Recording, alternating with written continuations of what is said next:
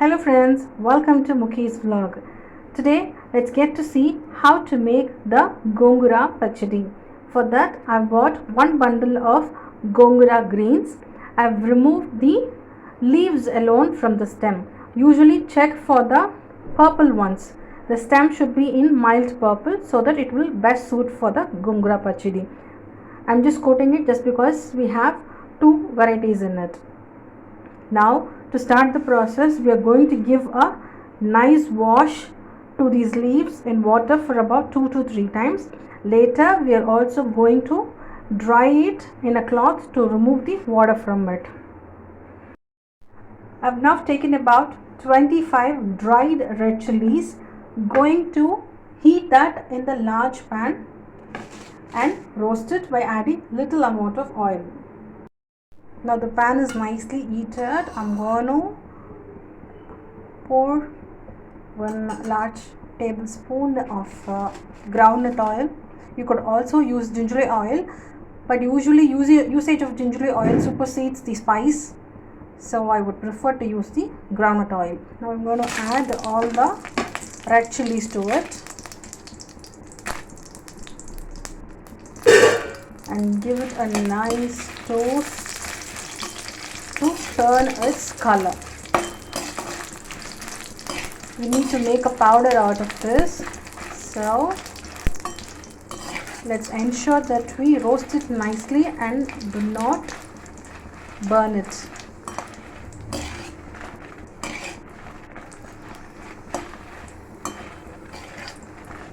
Always choose nice chilies which are dark red in color so that the dish also comes out really good with the look and feel of it. Okay, it's nicely turning color. I'm reducing the flame now. You should not burn it, just give it nice tossing. Then we can take it out of the oil and allow it to cool for a while, then make a good powder using the mixer grinder. Yes, it's right time to switch it off. Let's transfer this to a plate now.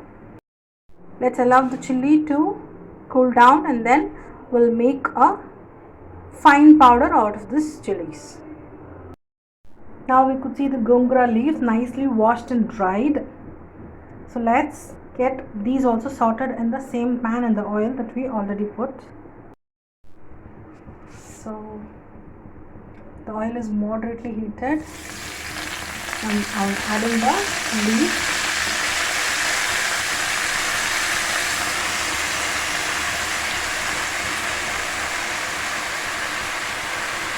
Initially it will be too much in quantity to see, but once it is finely sorted, it will condense to a very small portion.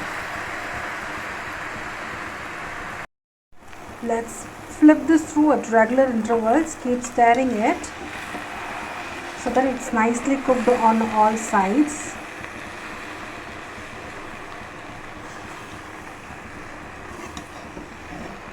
And it should remove all the excess water from it.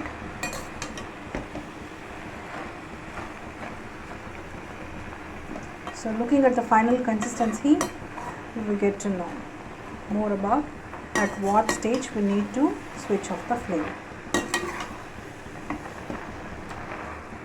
So with this itself, I'm going to add a small strip of tamarind. Here I'm adding a small strip of tamarind. The leaves itself will have the natural sour, but adding this will give the extra flavor to the pachadi that we are making.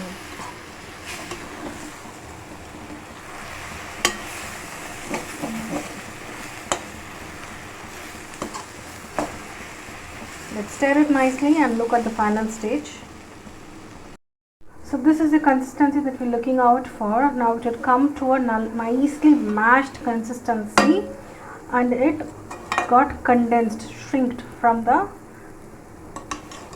time that we have dropped it to the pan. So now let's switch off the flame at this stage and allow it to completely get cooled down. Later, we are going to transfer this to a mixie jar and add very little amount of oil, maybe quarter tumbler of water, and grind it to a nice paste. Now the leaves have been cooled down completely. So I've transferred it to a mixie jar and adding 1 tablespoon of salt to it. Now also adding quarter tumbler of water. Let's make a good paste out of these. Here we go with the beautiful blended leaves. Now let's take a large pan again. By the time the pan is going to be heated up, let's grind and make these chilies into a fine powder. The pan is nicely heated up. Let's add about 100 ml of oil. I am using the cold pressed groundnut oil, but usage of oil is purely your optional. Let this also get heated up. In the meantime, let's get to see the seasoning ingredients that we are going to use. I've taken about 5 red chilies again here, 1 full tablespoon of urud dal, quarter tablespoon of mustard, and handful of garlic pods. I've peeled the skin of it and kept it here. We could also add some curry leaves. Now let's first add the mustard and allow it to splutter. Once it splutters, we could start adding the other ingredients one by one. We could get to hear the sound of mustards getting splutter. Next, I'm adding the urud dal. Let it slightly change its color. Soon after that, we could add the chilies, garlic cloves, and the curry leaves. Yep. So I'm adding the chili, garlic pods, to turn brown in color. Till that time, we need to patiently keep stirring it. Then the curry leaves.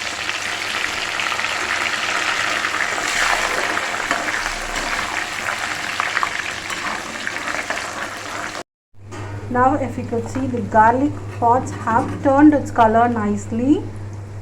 So at this stage, let's add the ground red chili powder. So when you add this to the oil, it will emit all its original color to the oil, and finally it will give a beautiful texture when the dish is ready. Then we are going to add 1 tablespoon of Kashmiri chili powder.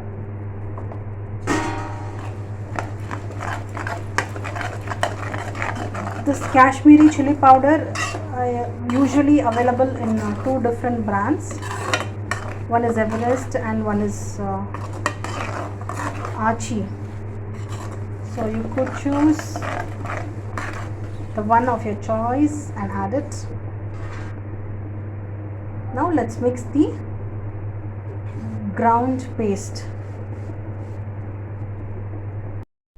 So after adding the ground paste, give it a nice stir to get a beautiful blend of the ground paste and the seasoning that we have given.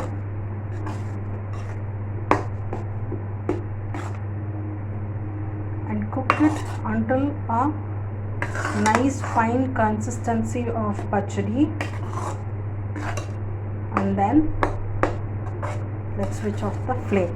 This will take some time, so we got to blend this so nicely and allow it to properly get cooked. And during this stage, after blending it nicely, we could also taste for the required amount of salt and the spice, and if you wanted more spice, you could add it. I've retained some of the chili flakes just to ensure that we are not adding too much. Just half a teaspoon I've retained it. So if the spice is less, then I will add that too.